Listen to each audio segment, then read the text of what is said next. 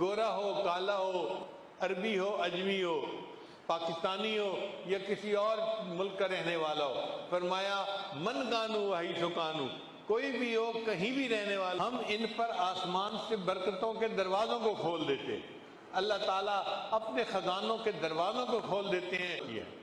حضرت زید بن حارثہ رضی اللہ عنہ ایک صحابی تھے، وہ ایک مرتبہ مکہ مکرمہ سے مدینہ جا رہے تھے، فرماتے ہیں کہ میں اکیلا تھا اور تھک گیا تھا، تو میں نے ایک خچر والے کو کہا کہ مجھے میری منزل تک پہنچا دو۔ اس نے کہا میں اتنا کرایہ لوں گا، آپ میرے خچر پہ بیٹھ جاؤ۔ میں بیٹھ گیا، مجھے راستے کا پتہ نہیں تھا، وہ مجھے راستے سے لے جاتا ایک ایسی جگہ لے کر پہنچا کہ جہاں بہت سارے انسانوں کی لاشیں، ان کی ہڈیاں پڑی ہوئی تھیں، کھوپڑیاں پڑی ہوئی تھیں۔ تو میں حیران ہو گیا۔ اس وقت اس نے خنجر نکالا اور کہا کہ دیکھ تم جو ہے نا وہ جو کچھ ہے مجھے دے دو، میں ڈاکو ہوں اور میں اس طریقے سے لوگوں کو لوٹا کرتا ہوں۔ انہوں نے کہا کہ بھائی تمہیں مال پیسہ چاہیے تو میں دے دیتا ہوں، تم مجھے قتل کیوں کرتے ہو؟ اس نے کہا کہ نہیں، میں تمہارا نام و نشان مٹاؤں گا، میں تمہیں زندہ نہیں رہنے دوں گا۔ تو حضرت زید بن حارثہ نے فرمایا اچھا اگر آپ اپنا کام کرنا ہی چاہتے ہیں تو آپ مجھے 2 رکعت نفل پڑھنے کا موقع دے دیں۔ اس نے کہا تم سے پہلے والے بھی مجھے یہی کہتے تھے کہ 2 رکعت نفل پڑھ دو، نفل پڑھے، میں نے ان کو قتل کر دیا، یہ دیکھو کھوپڑیاں پڑی ہوئی ہیں، کسی کے نفل اس کے کام نہیں آئے۔ یہ کہہ کے اس نے اپنا خنجر سنبھالا کہ حضرت زید لانوں پر حملہ کرے۔ جب اس نے خنجر سنبھالا ایک زوردار آواز آئی لا تقتلہ، اس کو قتل مت کرو۔ وہ سہم گیا، گھبرا گیا کہ یہ آواز کہاں سے آئی۔ تھوڑی دیر بعد سنبھلا اور پھر اس نے خنجر مارنے کی نیت کی تو آواز اس سے زیادہ زوردار آئی لا تقتلہ۔ وہ اور سہم گیا، گھبرا گیا۔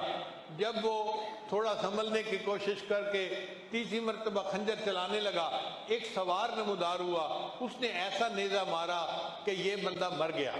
حضرت زید لانو محفوظ ہو گئے۔ انہوں نے اس سوار سے پوچھا تو کون ہے؟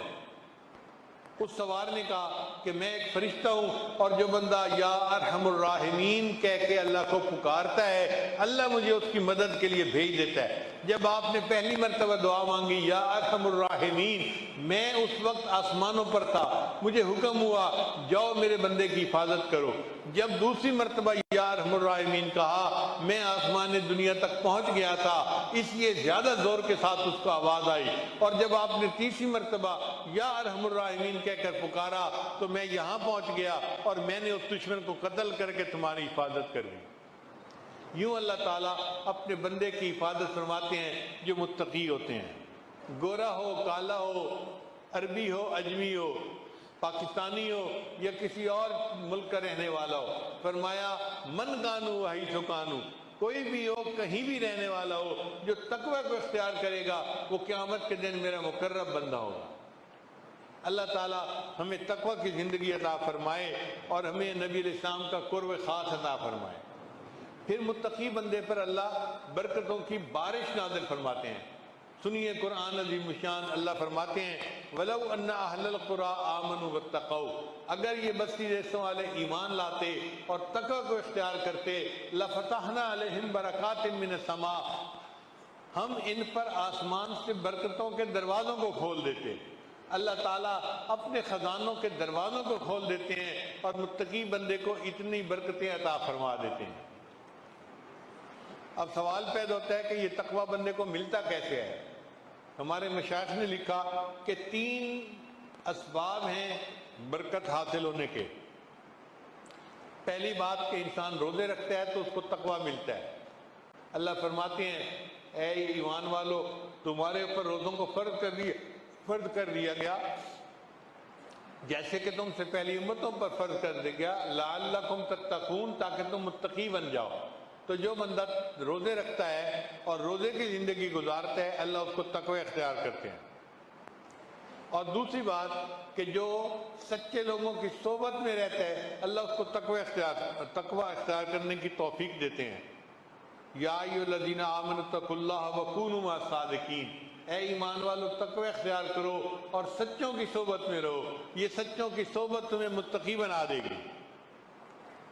نبی اسلام نے ارشاد فرمایا لکل شیء معدن، ہر چیز کا ایک کان ہوتی ہے، ومعدن تقوی قلوب العارفین، اور تقوی کی کان عارفین کے دل ہوتے ہیں، ان کے دل تقوی سے بھرے ہوئے ہوتے ہیں، جو بندہ ان کی صحبت میں رہتا ہے اس کو بھی وہ تقوی کی نعمت نصیب ہو جاتی ہے۔ اور تیسرا سبب ہوتا ہے کہ انسان اللہ سے دعا کرے اور تقوی مانگے۔ نبی اسلام نے دعا سکھائی، اللہم انی اسألک الہدی والتقی والعفاف والغنی۔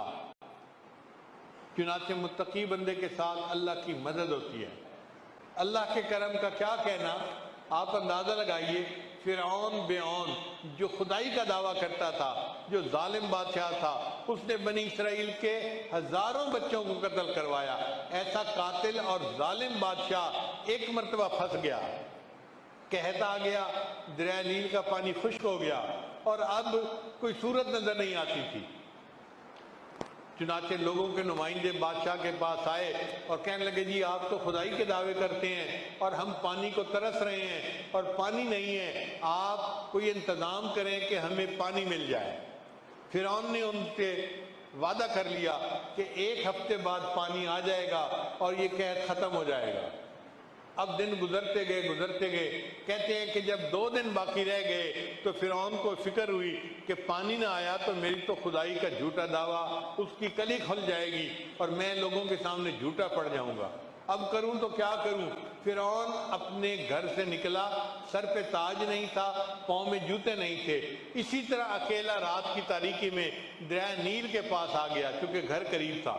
دریا نیل کے اندر کھڑے ہو کے، وہ خشک تھا، پانی نہیں تھا، اس نے دعا مانگی، اے اللہ میں لوگوں کے سامنے تو خدائی کا دعویٰ کرتا ہوں مگر دل میں جانتا ہوں کہ خدا تو اصل تو ہے، تو کائنات کو بنانے والا اور کائنات کو چلانے والا ہے۔ اے اللہ میں تجھ سے فریاد کرتا ہوں میری عزت رکھ لے اور ہمارے اس قحط کو دور فرما دے۔ کہتے ہیں کہ اس نے جب اللہ سے یہ دعا مانگی تو شور ہوا، اس نے جو ہے نا بھاگ کے جان بچائی کیونکہ دریا نیل میں پانی کا سیلاب آ چکا تھا۔ اب اندازہ لگائیے کہ فرعون جیسے ظالم کی دعا اللہ اگر قبول فرما لیتے ہیں، شیطان جو اللہ کا دشمن ہے اس نے اللہ سے دعا مانگی، رب انظرنی الی یوم یبعثون، اے اللہ مجھے قیامت تک کے لیے مہلت دے دے۔ اللہ نے فرمایا انک من المنظرین، میں نے تجھے قیامت تک کے لیے مہلت دے دی۔ جو پروردگار عالم شیطان جیسے دشمن کو مہلت دے دیتا ہے، فرعون جیسے دشمن کو اللہ اس کی دعا کو قبول فرما لیتے ہیں، ہم جیسے اگر کلمہ پڑھنے والے اللہ سے دعا مانگیں گے اللہ ہماری دعائیں کیوں نہیں قبول فرمائیں گے۔ اس لیے فارسی کا شعر ہے، دوستارا کجا کنی محروم، دوستوں کو آپ اللہ کیسے محروم کر سکتے ہیں، تو کے بعد دشمنہ نظر داری، اے اللہ تو دشمنوں پر بھی نظر ڈال دیتا ہے، جب تو دشمنوں پر ایسی نظر ڈالتا ہے تو اتنا رحیم و کریم ہے، اے اللہ ہم تو کلمہ پڑھنے والے آپ کے دوست ہیں، تو ہمیں کیسے محروم کر سکتے ہیں۔